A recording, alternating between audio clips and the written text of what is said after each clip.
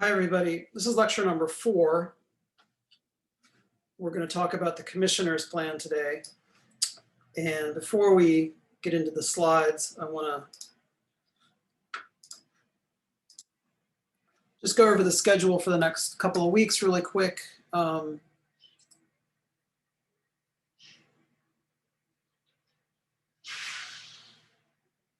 we're looking at the commissioner's plan today. And you have a reading report due today, reading report number 2 about the commissioner's plan, the map of 1811, and the remarks of the commissioners. And I'm going to talk about that a little bit today. For next week, you have the John Randall memoir from Valentine's Manual, and also the Randall farm maps to explore. So that will be the subject of reading report number 3. And then later today at 1:30, I'm going to meet with group 5 right here, and group 6 at 2 o'clock today. And then looking ahead for the next couple of weeks, next week, March 5th, we'll talk about the Croton Aqueduct. And then the following week, March 12th, we'll talk about Central Park. And then on March 19th, you have a midterm exam, which will be due on March 19th. It's a take-home exam, and I will do a midterm exam review on March 12th.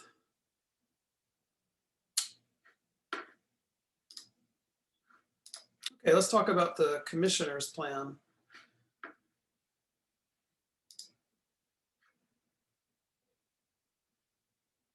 So you've already learned about this because it's in the Manhattan and Maps reading.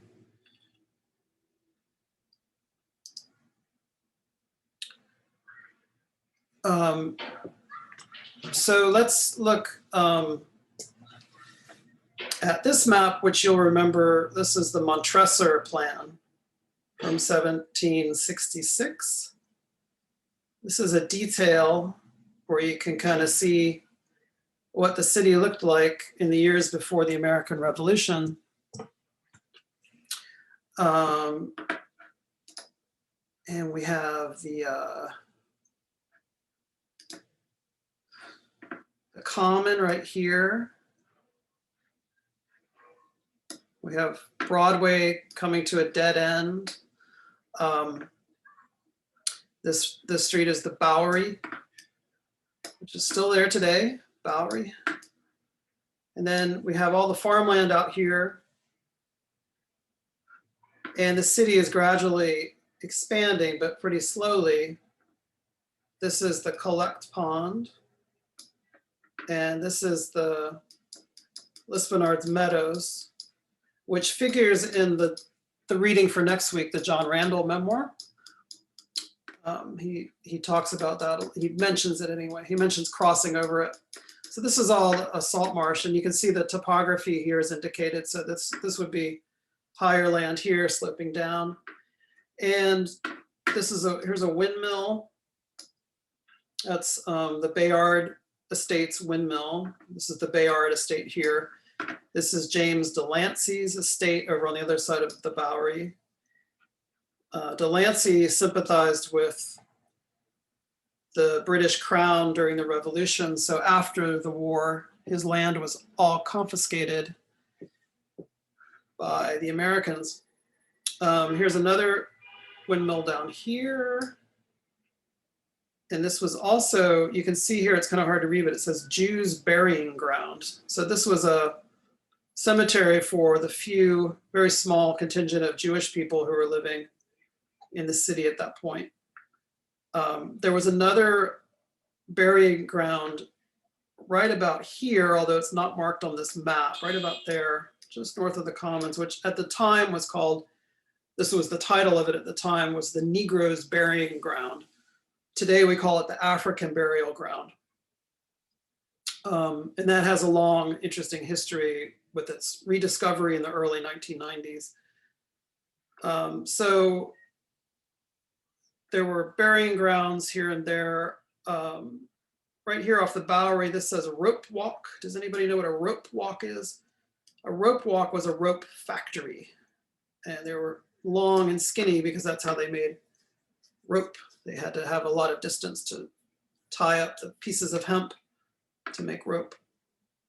So that's the Montresor plan, 1760s. You can see the reason I mentioned it here in relationship to the commissioner's plan is that you can see the city is gradually extending past what had been the colonial footprint. You can see these are all city blocks here.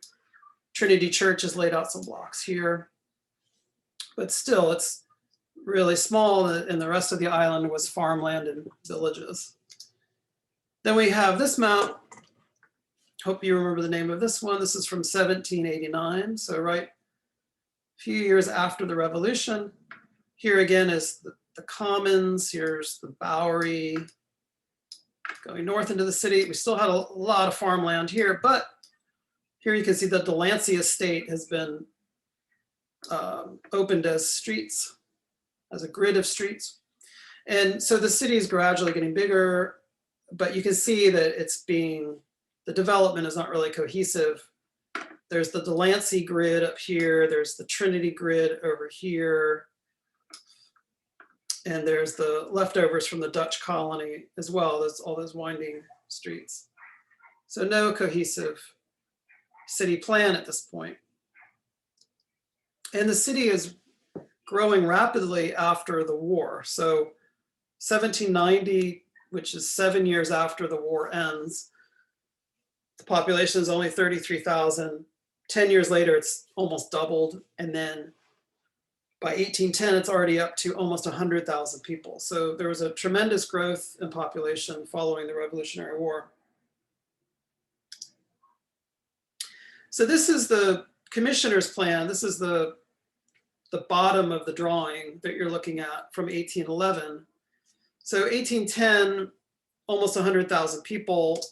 This was produced during that time and issued 1 year later in 1811. And it includes the entire island of Manhattan, including the part that the commissioners didn't touch. So from the Montresor plan, 1766, all the way to the commissioner's plan, you can see how much the city has grown. So we're looking right now at everything south of this line.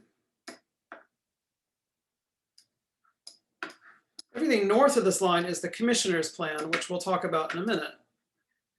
But I want you to see what the city looked like south of that point. You can see that since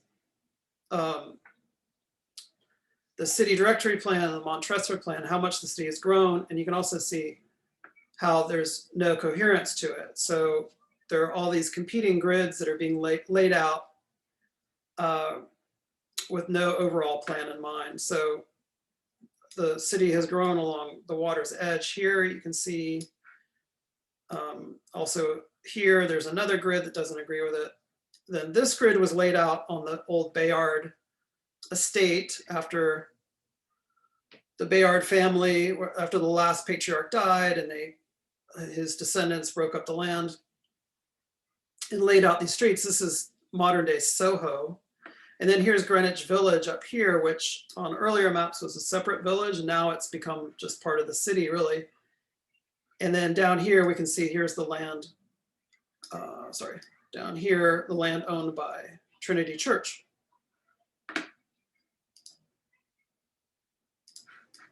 So it's growing, definitely growing, but with no real order to it. So we started looking at the first city map we looked at was the Costello plan from 1665. So just for some comparison, so here's the city as it looked in 1811, minus this part up here. So this part wasn't there yet. The commissioner's plan wasn't there yet. This is just drawn as a what if for this is what they're proposing north of here. But everything south of that line was existing in 1811.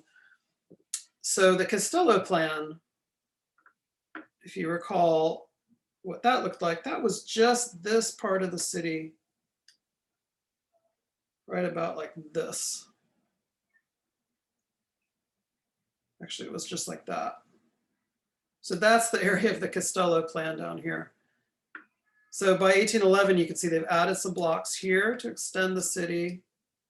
Likewise on the west side. And likewise here. So Battery Park has been extended.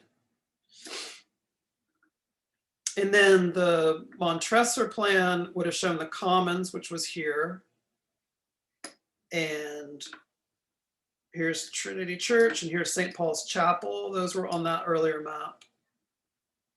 And here is Broadway, extending north. So you can see that by 1811, Broadway extends across what had been Les Bernards Meadows, which by this time, 1811, has been covered over. It's still under a culvert, but Canal Street has been built on top of it, which is right there. The Bowery is still there, going into the north, but you can see all the farmland that it used to pass through is gone. So all of these are now city blocks. Oh, and here's the other thing I wanted to show you on here is City Hall. City Hall is right there. So we talked a lot about that last week.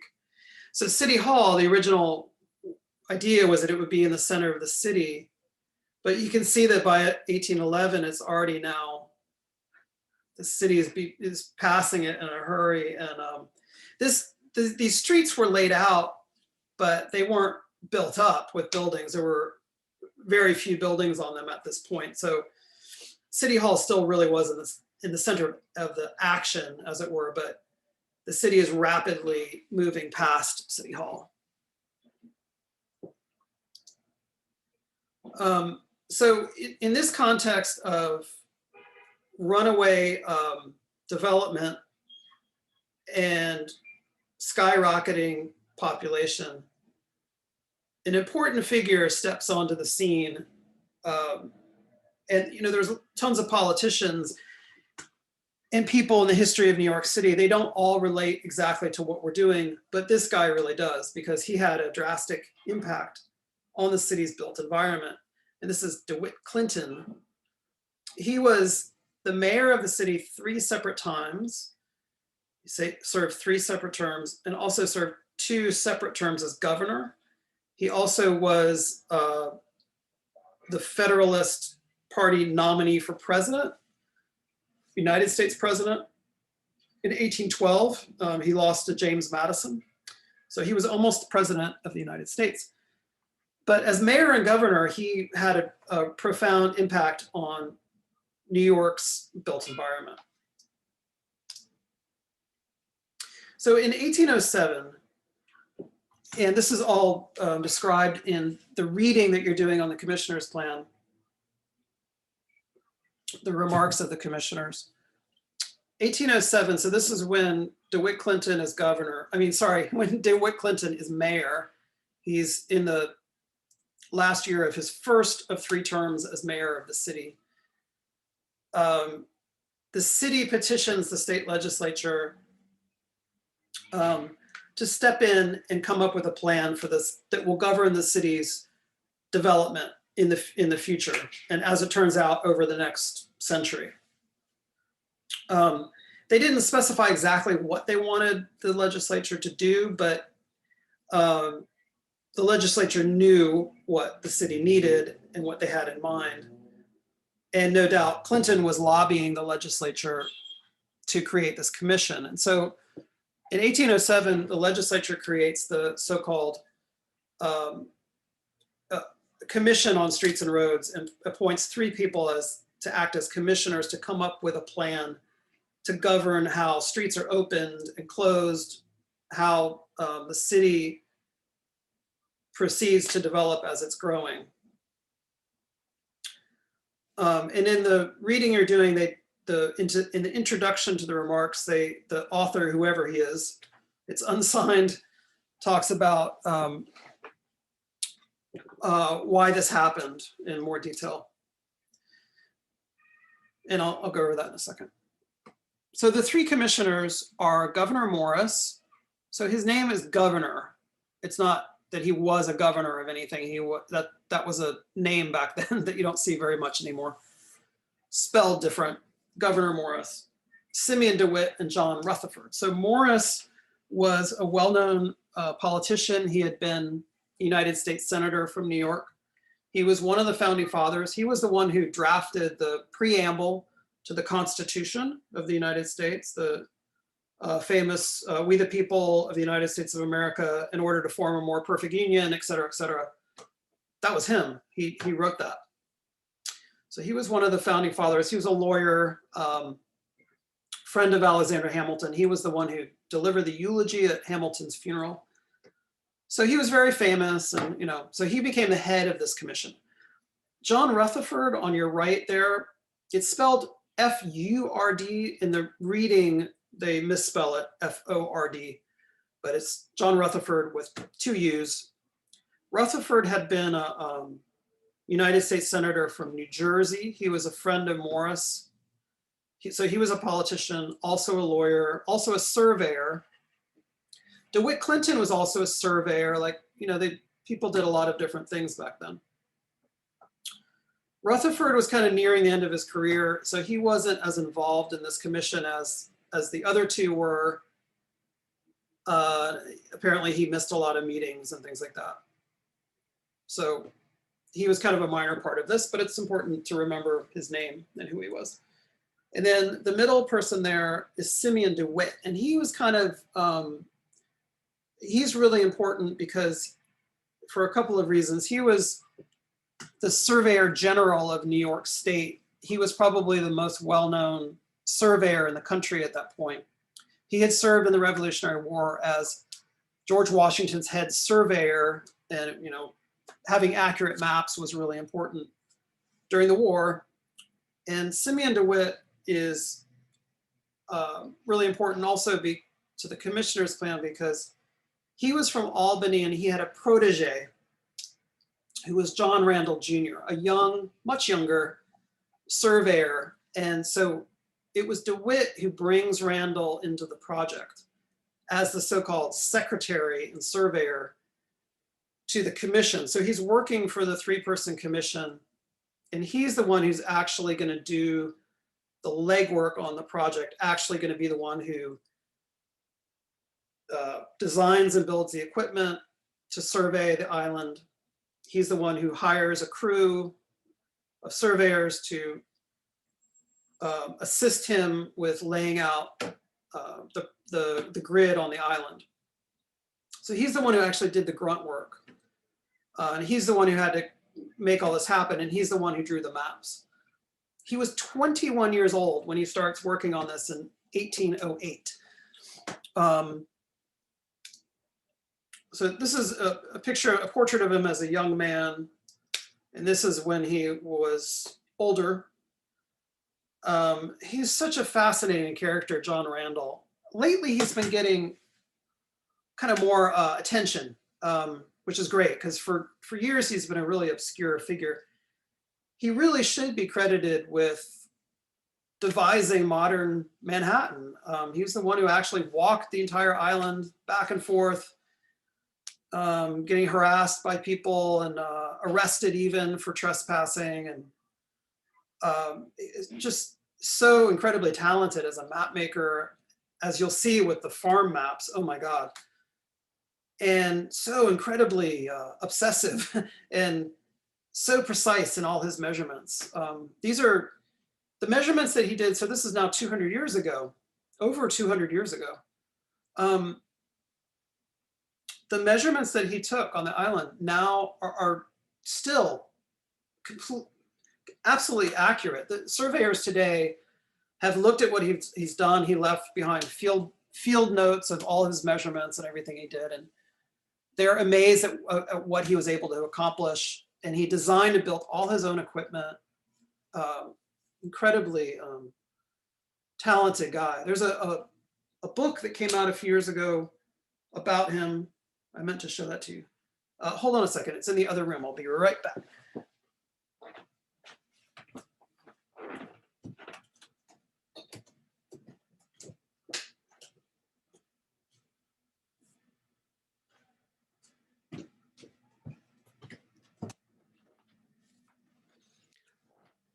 This is a book called The Measure of Manhattan, by Marguerite Holloway. And it's basically a biography of John Randall. There you can see him on the cover. And it's all about how he went about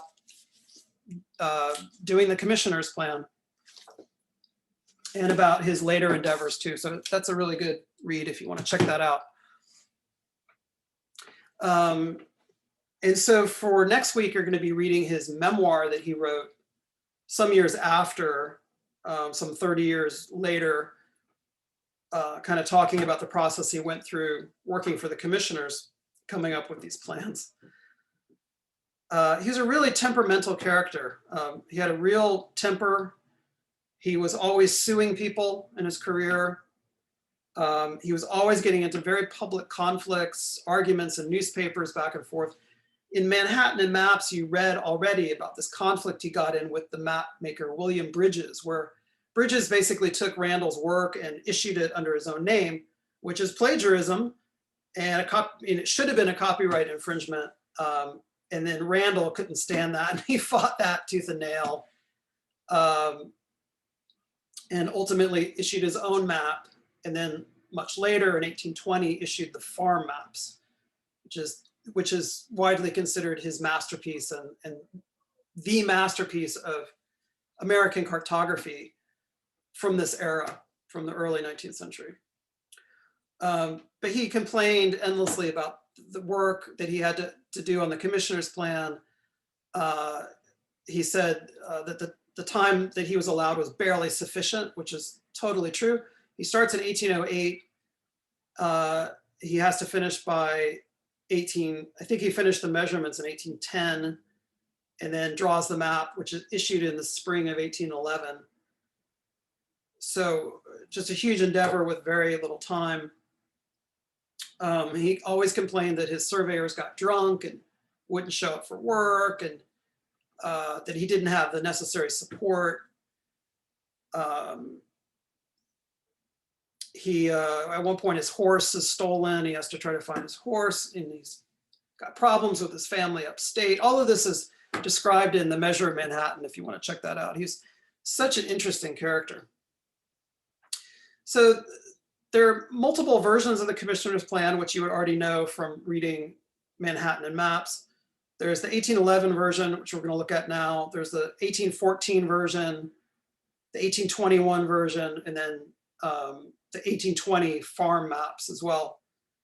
So the first version was published in 1811 and had the remarks, this report that the commissioners wrote along with it. So when you're studying this, you really got to look at the 1811 map and read the remarks so you can see how they justified what they were doing. So there were 155 streets, and the streets run this way, east and west this way, and then the avenues run north and south. Please don't, on a report or an exam, please don't say that the avenues run vertically. Everybody was saying that last year. Streets don't run vertically. They're all horizontal. It's just that some run east-west, some run north-south. So please don't say horizontal and vertical, because that's doesn't happen. So there's 155 streets, and then there were 12 avenues. But because of the Lower East Side, it kind of juts out into the East River. The commissioners added 4 little short avenues, which were labeled Avenue A, Avenue B, Avenue C, and Avenue D, which are still there today, and that's today's Alphabet City. The streets were 60 feet wide. The avenues were 100 feet wide, but some of the streets were also 100 feet wide.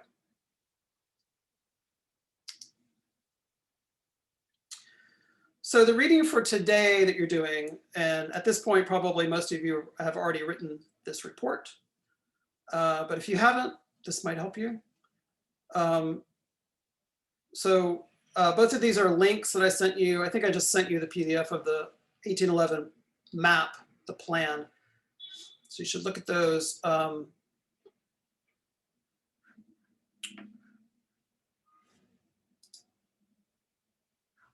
Let's look at the remarks for a second. So this is a website, and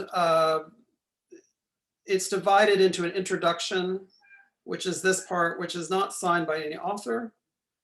And then it ends right at this line right here. And then after that begins the actual document written by the commissioners that they turned in 1811. So there are two parts to this reading. You can see it's not very long. Because there are two parts, if you quote from either part, you should distinguish between whether you're quoting from the introduction or the remarks themselves. It's a website, so there are no page numbers, so you don't have to include page numbers. And we don't know who the author is of the introduction, so you can't include his or her name either, but you should distinguish between whether you're quoting from, either quoting from or drawing information from the introduction or the remarks themselves. So for citations, you can just either do a footnote and say introduction to remarks, or if it's from the remarks themselves, just say remarks, and I'll understand what you mean. Or you could, if you want to be fancy, you can say Morris, DeWitt, and Rutherford, comma, remarks, because they are the authors of the actual remarks. So that's fine. And as long as we're looking at this, you know, when you're citing sources, if you say something like, if you pull a quote directly from it, if you say, for instance, while the city's jurisdiction over the common lands was absolute, its power is yada yada. If you're literally pulling that out of the text, then you have to have quotes around it. Otherwise, it's plagiarism. But you could paraphrase. But if there's something that's really particular information that we don't all just kind of carry around in our head, like this part here, in 1789, 9 purchasers bought just under 200 acres for about $70 an acre. Well, that's all very particular information. 1789, how many were there? 9. How many acres did they buy? 200. What did they pay? $70 an acre. I mean, that's all very fine-grained information that that we don't, it's not just common knowledge, right? So even if you paraphrase something like that, you should definitely still include a footnote or an insight citation. Okay, so the introduction here is short, and it's good because it includes the backstory of how they got hired to do this work and some of the restrictions. One of the most interesting ones here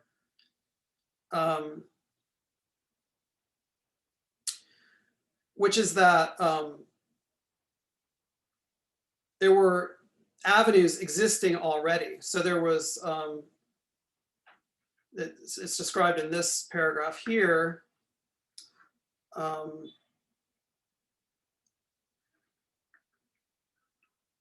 And also here, sorry. So, oh, sorry, right up here. So there were roads already laid out. So here the middle road became what is today 5th Avenue. And then likewise here, there were 2 additional roads laid out prior to the commissioner's plan. And so those became Park Avenue or 4th Avenue and 6th Avenue. So that means that 4th Avenue, 5th Avenue, and 6th Avenue were already there before the commissioners started working.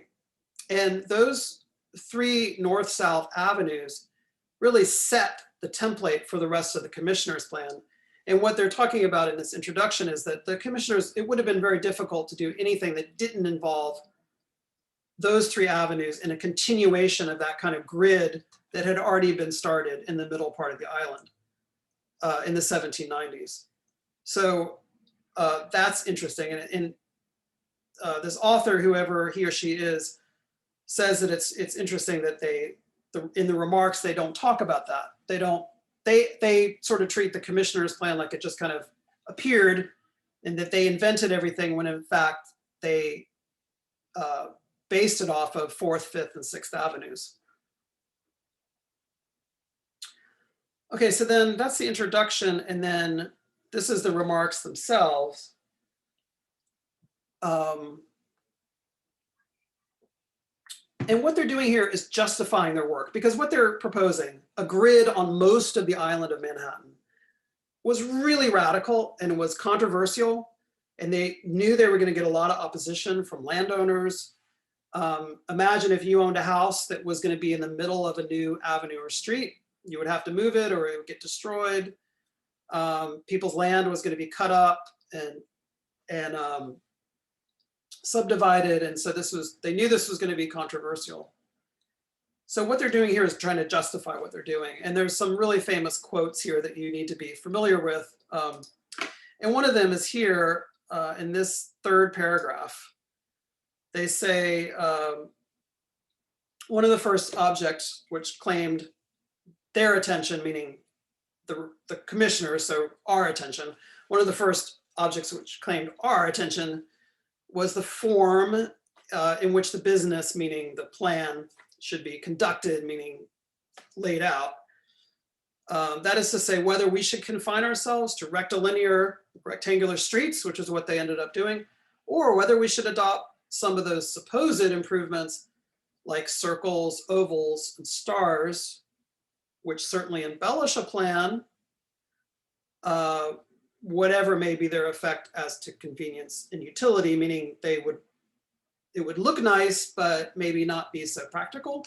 And no doubt what they're talking about here and criticizing is Washington, D.C., which at that point had just been laid out by the French engineer L'Enfant. And Washington, D.C. had a bunch of diagonals and squares, and it was really inventive city plan. What the commissioners in New York were proposing was something much more utilitarian and uniform.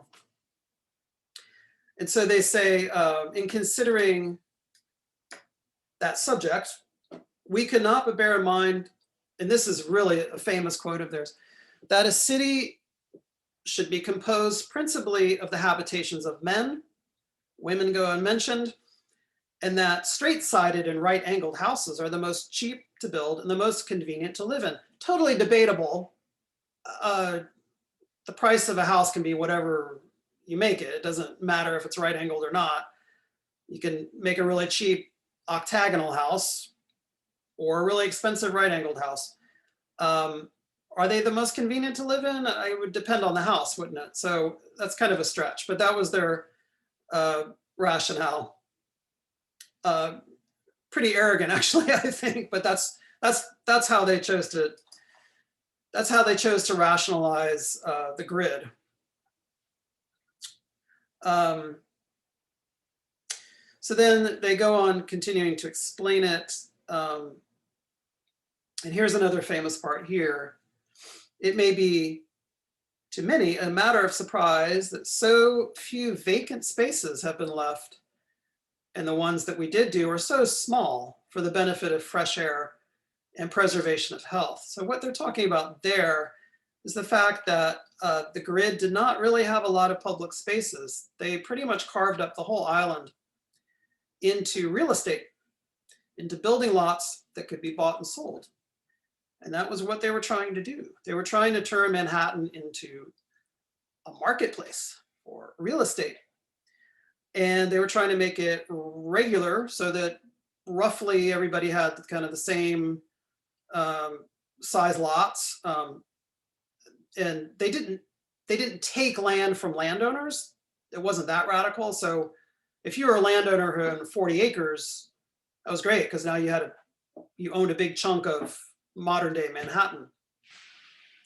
So a lot of those landowners that had a lot of money were thrilled by this plan because it meant that they had a lot of real estate to sell. So the commissioners didn't take land. That's an important point to make. But they did chop it up into these parcels of real estate. And those parcels were uniform, as we'll see in a few minutes. So they're saying, well, you know, we didn't leave a lot of space. And then they say, well, but, you know, New York has 2 river edges. And so if it was somewhere else on a small stream, maybe we would need more public spaces. But they call the East River and the Hudson the large arms of the sea, which embrace Manhattan. And they're basically saying, well, it's healthy enough. We don't need a lot of open space. So they did include some public spaces, which we'll look at in a second. But it wasn't a big priority for them, open space.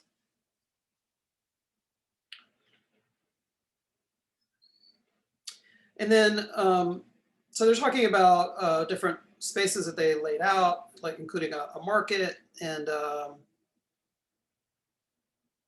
was never built. And then the third really famous passage from the remarks is this one, where they talk about why they didn't continue all the way up to the very tip of the island. So they stop it right about just north of where City College is, and they didn't go further. And so here they're explaining why. So they went up to 155th Street and then they stopped. The modern city above 155th Street, that was all added later. In some cases, much later. Like Inwood, for instance, wasn't laid out until I think the very late 19th century, early 20th century. So here they're defending their decision to stop the grid and not go up the entire way. So they say, to some it may be a matter of surprise that the whole island hasn't been laid out as a city. To others, it may be a subject of merriment that the commissioners have provided space for a greater population than is collected at any spot on this side of China. So they're saying, some of you may have wanted us to continue and you're surprised that we stopped.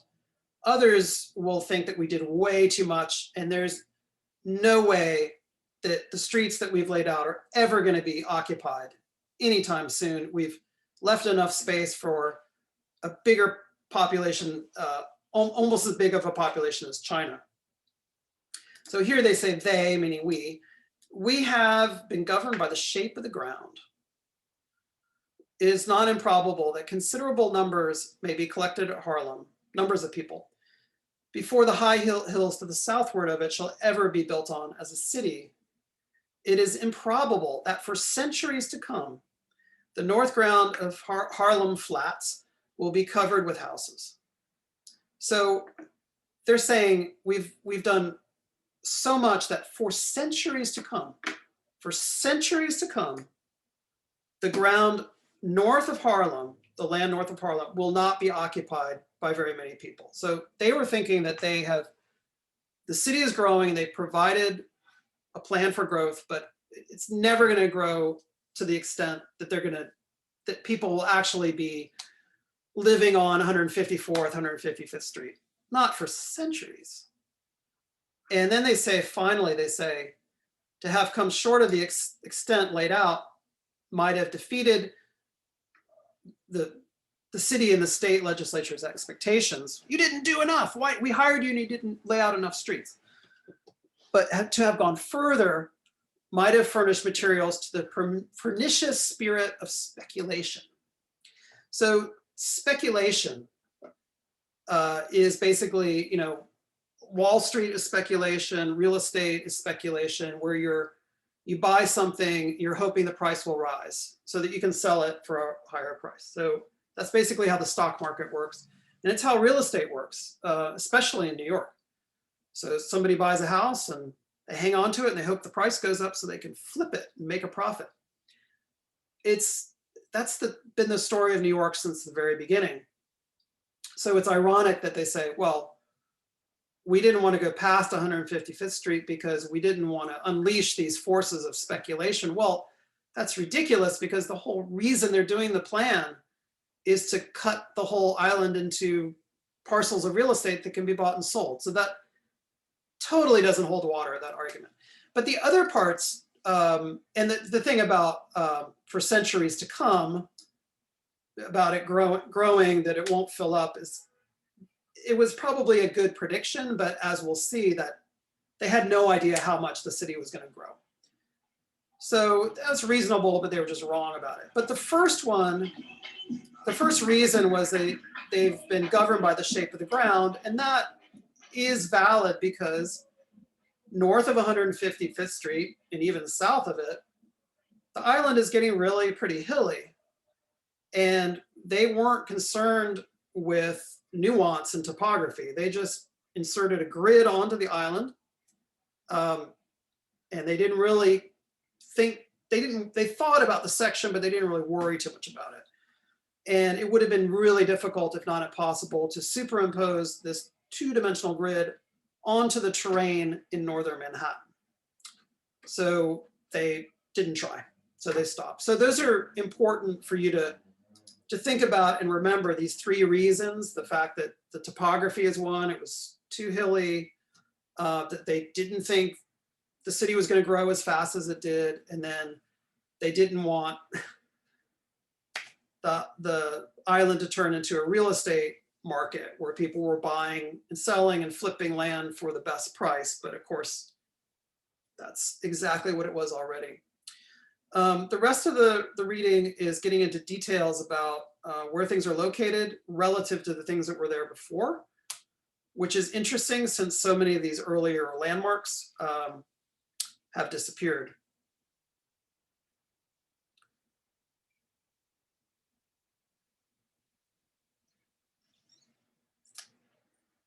Okay, so those are the remarks.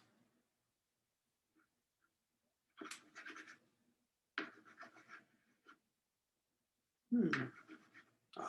My mouse died for a second.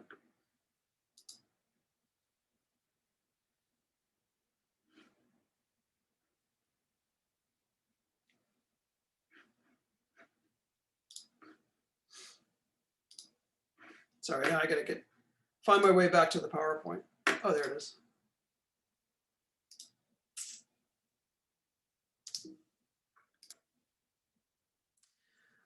So one of the criticisms of the commissioner's plan that you still read a lot today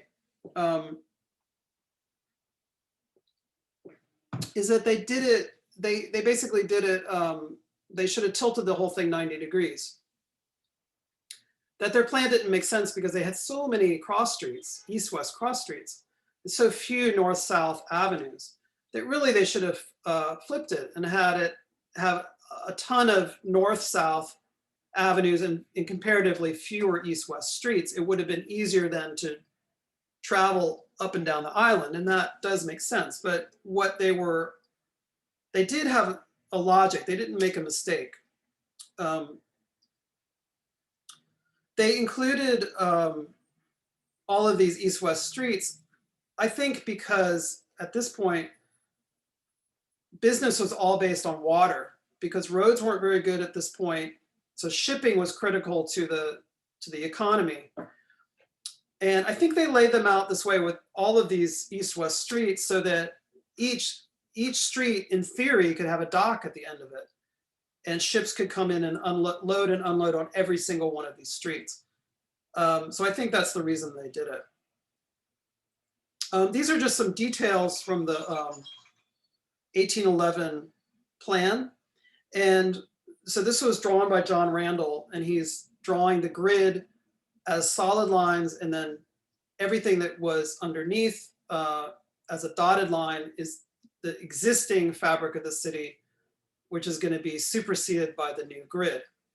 And so you can look at this in some detail in the PDF I sent you, and it's pretty astonishing everything that they got rid of, that they didn't even try to incorporate. So you can see over and over again, roads that were erased, villages that were erased.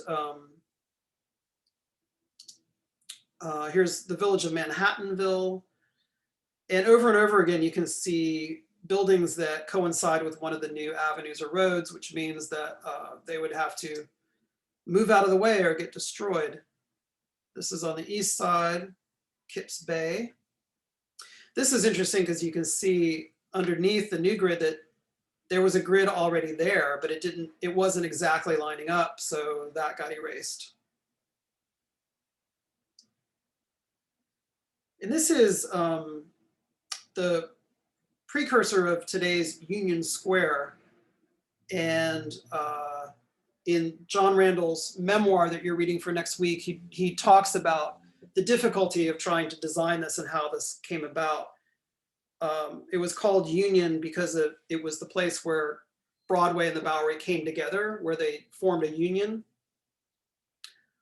And they couldn't resolve all of these existing roads, so they just left the space open and called it Union Place. And it eventually got built as Union Square, but not in the same spot. So eventually it gets built. Let's see if I can draw something like right here. It's not the right shape. Something like that.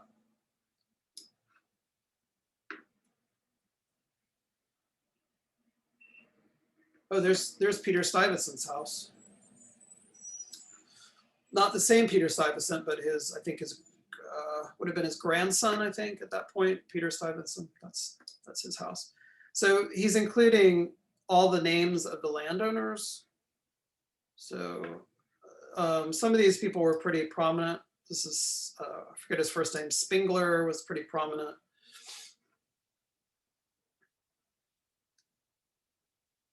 So this is the bottom part of the map, which I showed you earlier, where Randall is including the existing fabric of the city, which is everything south of this line, which is, this is Houston Street, and it follows the Bowery over to the Village.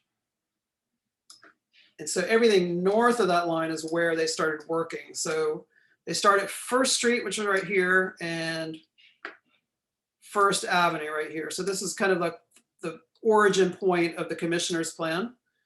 Here you can see this is Avenue A, B, C, D, and then you go Second Avenue, Third Avenue, here's Broadway, etc. And then from this point north, they just kind of set out this uniform grid all the way up to 155th Street. Here's the middle part of the island. This is going from, here's 57th Street down here, all the way up to 111th Street. And between 110th, 8th,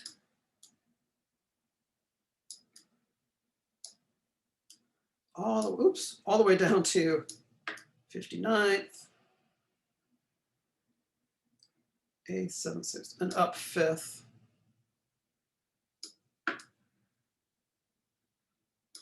This whole area in this rectangle here, who can guess what that became eventually and is not included in this map? I bet you can guess. And the place where it is today, you'll see that, so Randall still staked out all the points for these streets and avenues. He talks about this in his memoir.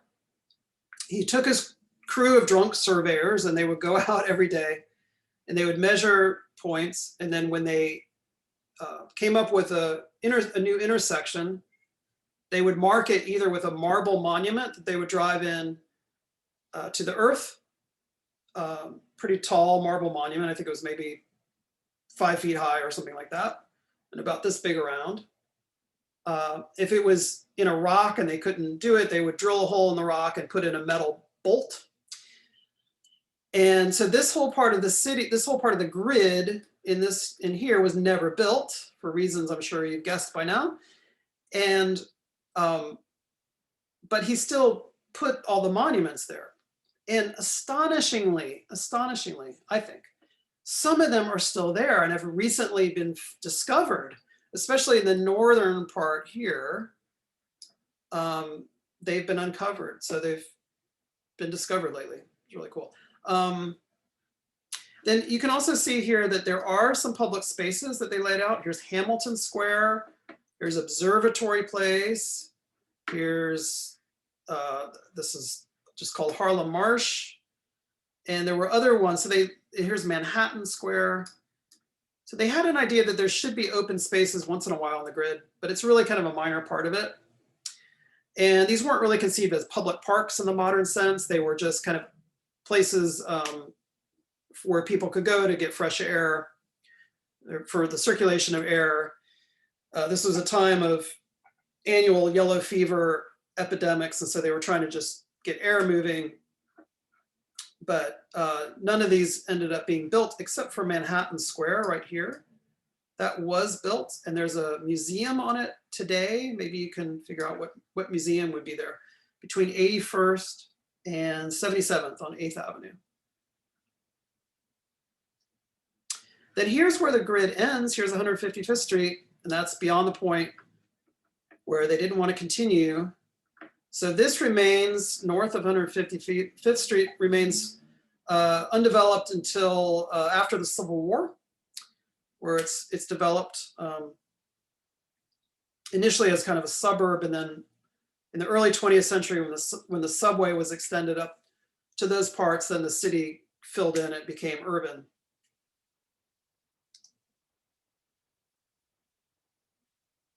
So in John Randall's memoir that you're reading for next week, it's basically a big defense of the plan that he helped to draw. And he's saying that it greatly enhanced property values on the island. Well, yeah, it really did. It kind of turned the saleable land in Manhattan from something that was measured in acres, like farmland measured in acres, to something that's measured in feet. And here you can see a standard city block in the grid. This is between 4th Street and 3rd Street, 1st Avenue and 2nd Avenue. And you can see how then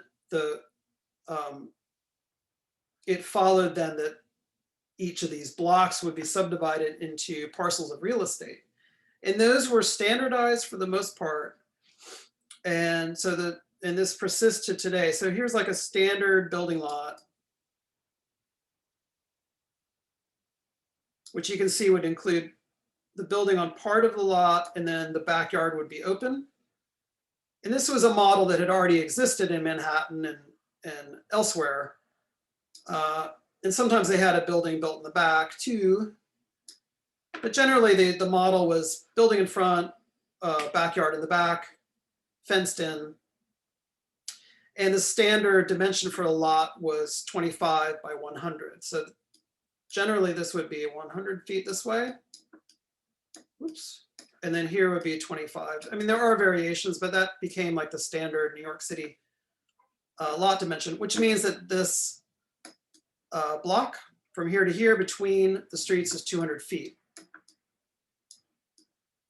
The dimension this way varies, as you'll see if you look at the 1811 plan. This is not always a consistent dimension. So the plan is issued in 1811 at a time of drastic growth in the city. And the city continues to grow. And so they were absolutely right in their prediction that they needed a consistent, cohesive plan for the city, because the people were coming, and there were a lot of reasons that people were coming. New York was quickly becoming the chief exporter of cotton from the South and importer of manufactured goods from Europe. So it was quickly becoming the pivot point. And then at this point, the Erie Canal is under construction. That's going to open up easier access to markets in the West for New York. So in Ohio, Indiana, Michigan. So people were coming because there were jobs in importing and exporting. There was a building boom going on. So there were carpenters were needed, and builders and every accountants, every profession you can imagine was needed. So people were flooding into the city. So much so that by 1820, when Randall finishes the farm maps, the city is already up to over 150,000 people. The farm maps. Oh my God. I love the farm maps. I will never get tired of looking at them. John Randall convinces the city much later, this is now almost 10 years after the 1811 plan. He convinces the city that what they really need is a more detailed plan of Manhattan, or at least the commissioner's plan part of Manhattan. And that it needs to be at a really big scale so that you can see every single building, every single fence line, orchard, everything. And so they hire him to issue this, to work on this set of new plans. He draws them on individual sheets and it ends up being 92 separate sheets. Each one is, I think, 36 by 20, something like that. And it takes him 2 years to finish them. They're in full color. He used pen and ink, pencil, and watercolor. Like the earlier maps, he includes the name of each landowner, and he includes what was underneath the plan and what's going to get erased by the new grid. So old roads and in topography, creeks and streams and ponds. And then he includes in astonishing detail all of the existing buildings. No matter how small, he included everything. Randall was really obsessive, and it's to our benefit because now we can enjoy his work. You'll see here that, well, let me just show you the actual farm maps. These are just some details.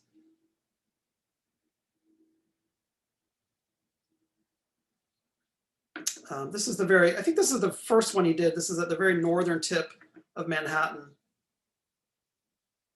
Here he's showing an orchard, but let me show you the actual maps. So this is part of the reading for next class for March 5th. So you're reading a memoir that he wrote much later in 1864. And then you're exploring the farm maps of 1820.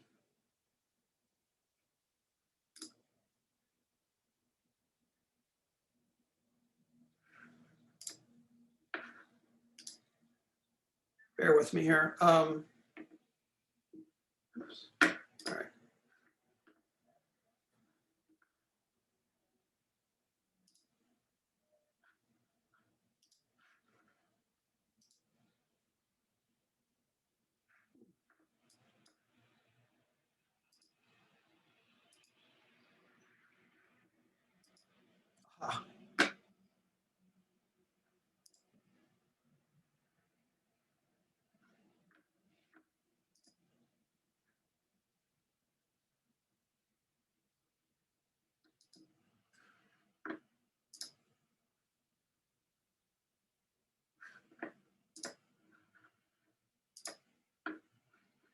So here is John Randall's memoir that you're going to read. And this is at an incredible website called archive.org. If you haven't used this before, you just flip through the pages just like it's a book, just by clicking on the edge of the page. So it's a really great way to read stuff. So he's describing his work here. He says in the years 1808, 1809, 1810, while acting as secretary and surveyor to the commissioners, I went almost daily from the city to our office, then in the country, at the northeast corner of Christopher and Herring Streets. And he says, in going from the city to our office, I generally crossed a ditch cut through Lisbonard's salt meadow, now a culvert under Canal Street, on a plank laid across it for a crossing place. And so he's describing, and then he says, from the crossing place, I followed a well-beaten path to the village of Greenwich. So that's really interesting. He's describing what it was like to walk north out of the city up to the village. And he had to cross Lisbonard's meadows on a plank. So that was in 1808, 09, 10. And then here in another article that I didn't assign you back here, he has some beautiful little maps Greenwich Village at the time. And here you can see, this is his, up here, his office at the corner of what is now Christopher Street and Bleecker Street. That building is no longer there anymore because they, at one point, they, in the last century, they widened Bleecker Street. So that's not there anymore.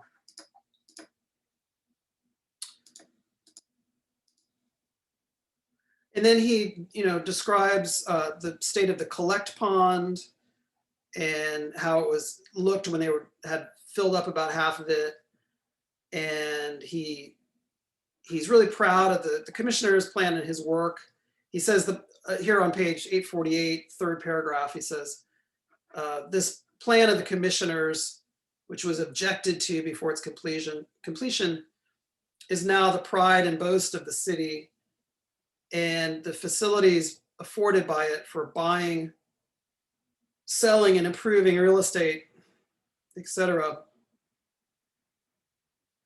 So he's acknowledging and bragging about how it turned the city into a real estate market.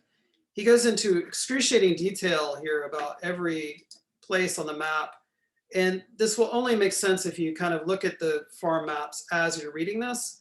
And even then, some of it won't make sense, but that's okay. He goes into obsessive detail about every measurement. But I mean, it's really interesting. Like here's a reference to Aaron Burr. There's references to Alexander Hamilton. He talks about coming across the remains of Fort Washington in Upper Manhattan. So really interesting. Let's look at the farm maps.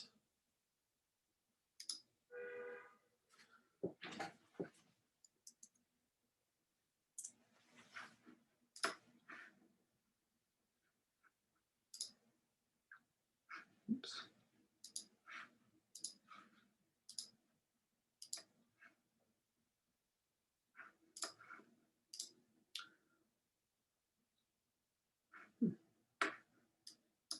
I don't know if you guys can see that. Let me try that again. Okay, there we go. So this is a link that I sent you. The farm maps are, as I said, were 92 separate sheets, each one about this big. And when I first encountered them about 10 years ago, there's only one copy of these maps. These are all just one original copy, and they are kept in boxes in the Manhattan Borough President's office. So I went there and made an appointment, and they let me look at the actual maps. Since then, the Museum of the City of New York has digitized them and then stitched them all together. So now we can just look at them all together, which is just fantastic. Oops. So you can see here's where the maps begin down here. So it does not include the area of the city south of Houston Street and south of the Village, unlike the 1811 map. So he starts here above Houston and then includes all the same information as he did in 1811, but just in a lot more detail. So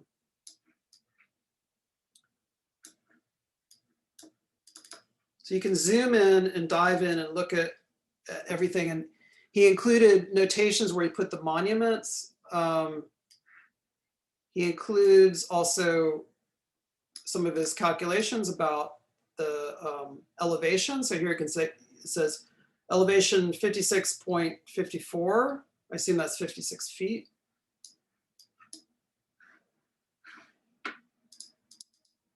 Hope I'm not making you guys too dizzy while I do this. You can do it on your own. But there's some really interesting, beautiful detail here.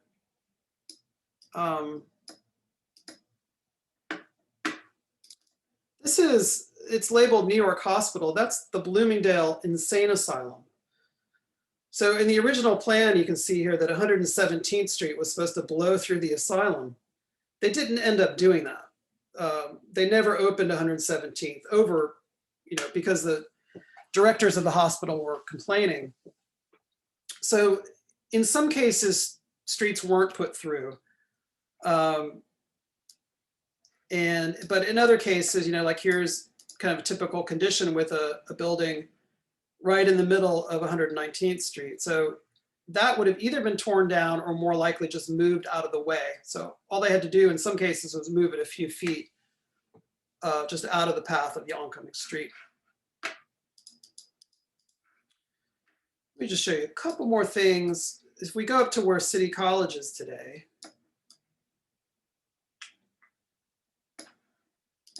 this is really cool. So this house here is Alexander Hamilton's house, which is still exists today in a slightly different location right by City College. And this map is so detailed that it also includes not only the house, but here you can see it has a root house, ice house, hen house, shed, barn, and milk house over this little stream. So and you know, here's a fence. You can see the fence in excruciating detail. His wife, whose name I think was Lucretia, helped him with the map, especially when he was up against a deadline. So she also worked on it. She did a lot of the inking, and I think she did some of the lettering.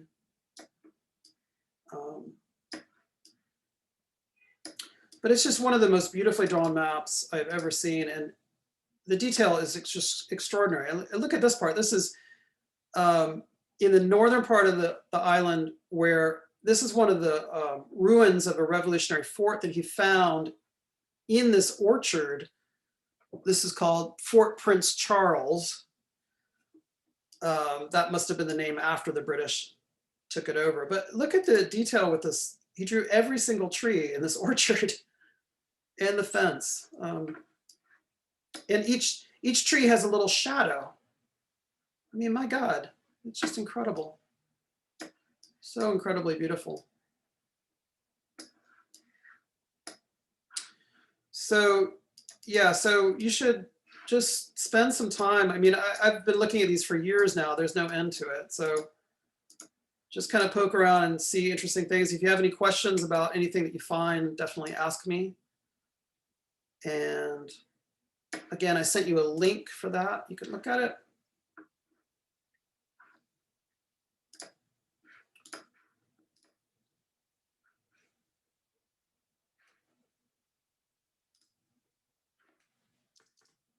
Oops.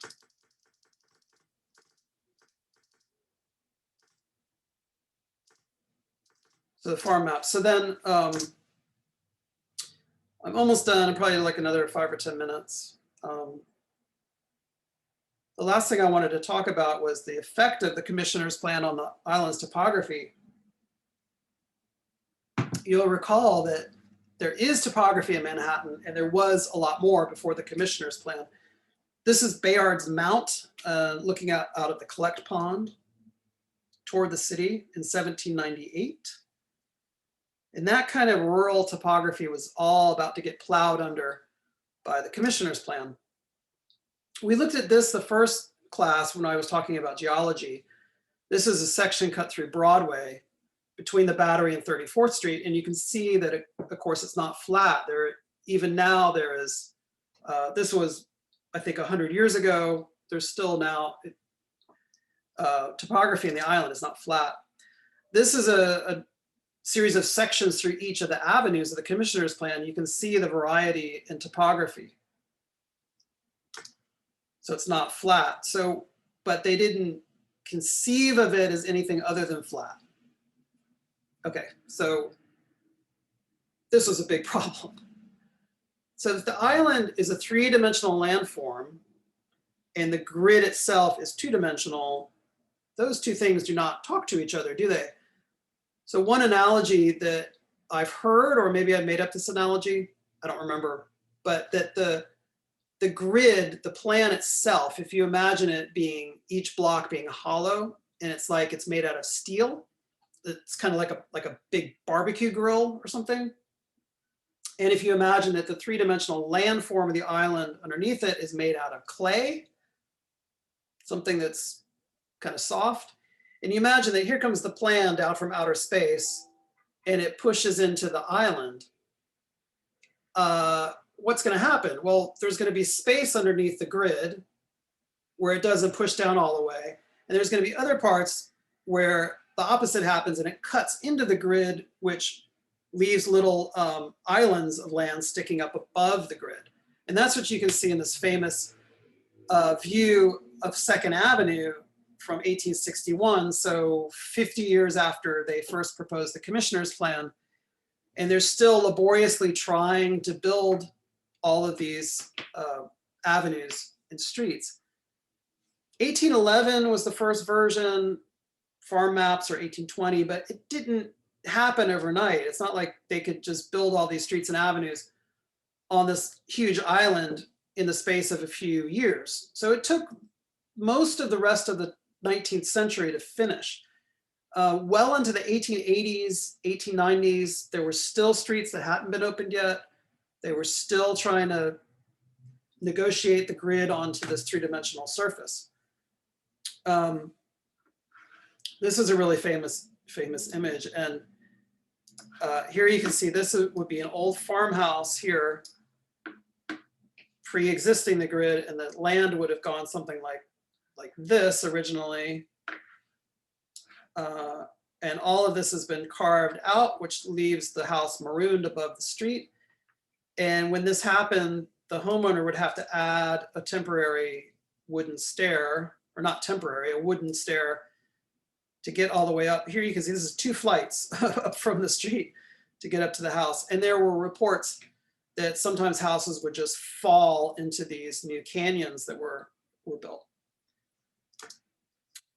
As you can imagine, movers, this was like a golden age for movers in Manhattan. This was a really profitable profession to be in at this point. There was a great demand over the next 50 years or so to move buildings out of the way when they would announce that a new avenue or street was going to open. Another point to keep in mind is that when they went to build the commissioner's plan, they didn't do it from south to north. They didn't do like 1st Street, 2nd Street. They laid it out more like a patchwork and gradually filled it in. So I think 6th Avenue and 8th Avenue and maybe 3rd Avenue went in first within 10 years of the commissioner's plan being adopted, or five years later, maybe something like that. I think 10th Avenue was an early one. And then some of the major east-west streets like 42nd Street went in. 42nd Street was one of the extra wide streets. So that was like 14th Street, 23rd Street, 34th Street, 42nd Street, 57th Street. And I think it tells in the reading, I think there are 20 of them or something. So some of those major east-west streets went in, but other streets like 84th Street didn't go in until like 1889. So, and they would happen in little pieces. So house moving was really important. Still, the city grows. So from 150,000 in 1820 to almost 250,000 people by 1830. Look at that, almost doubled just in those 10 years. From 1820 to 1830, that was a big boom in construction and population growth, much of it as a result of the opening of the Erie Canal. 1840s, Edgar Allan Poe is living in a farmhouse north of town, and he's watching all of this happen.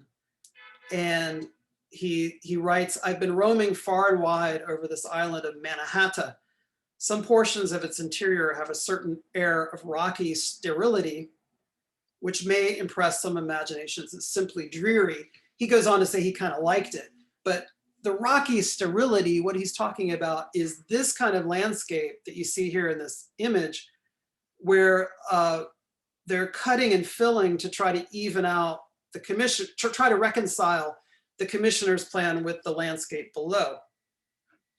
So here are some new streets that have been cut through and avenues, but then here's all this rubble that they have to just kind of try to push around until it more or less evens out. And it must have just kind of looked like the moon for a few decades. And then Poe makes a prediction, this is 1844 again, in some 30 years, Sorry, I can't read it. The whole island will be densely desecrated by buildings of brick with portentous facades of brownstone. He was absolutely right on the money there. And what he's predicting is this kind of construction of row houses, which had already been under construction since colonial times downtown, which was now beginning to take over the island as the grid opened up. And this is a shot of the Brennan farmhouse where Poe lived. This is 84th Street cutting through, and here you can see this is long after Poe is dead at this point, but they had to add a staircase to get up to the top. That was apparently his room right there, and that's where he wrote the poem The Raven, you know, rapping at my door, nevermore, all that. So as each decade progresses in the 19th century, now we're up to 1840, 390,000, by 1850, almost 700,000 people. So this is beginning to be kind of unimaginable growth that the commissioners of 40 years earlier never could have predicted.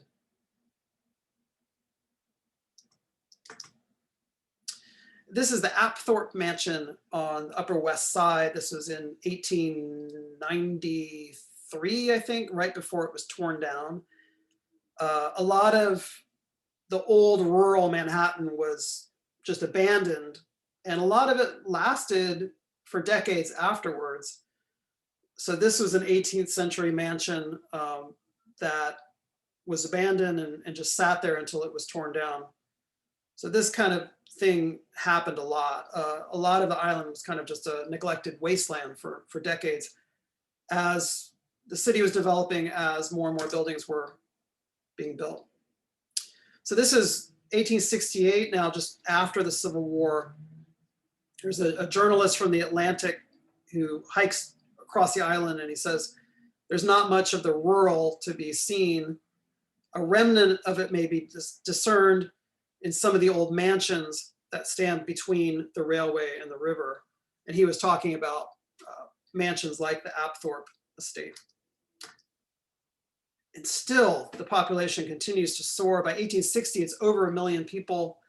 By 1870, almost 1.5 million people. Just continues to skyrocket. And as the grid takes over the island, they continue to blast rock to remove it. They use gunpowder. This is before dynamite was invented. So they would blast rock, the rock outcroppings, and then push the rubble into the low areas, which you can see here. This is Fifth Avenue by 117th Street around 1870. And you can see here the kind of Italianate brownstones that are being built in rows along the streets. We'll talk about that later when we talk about housing.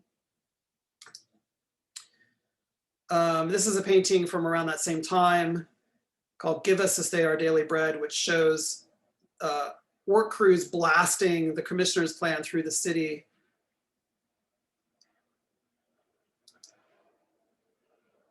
And then here's that view that I showed you before of the old New York, the rural New York, the agrarian New York, the pastoral landscape that was eradicated by the commissioner's plan. Okay, that's the end of lecture 4. And so today I'm going to talk to group 5 at 1:30 and group 6 at 2 o'clock. I will record those meetings so the rest of you can watch them. I will put them on both YouTube and Dropbox. I'm not using Blackboard anymore. We're using it for the reading reports, but I'm not putting videos up on Blackboard anymore because it doesn't work very well and doesn't have enough space. So everything will be available on Dropbox and YouTube. And you have your second reading report due today.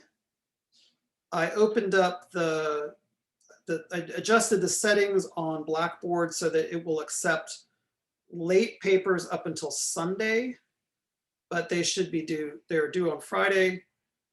If you turn them in late, it's, you get deducted in points. I explain that in the syllabus, which you can check out again. So try to get them in on time, but if you can't, try to turn them in by Sunday.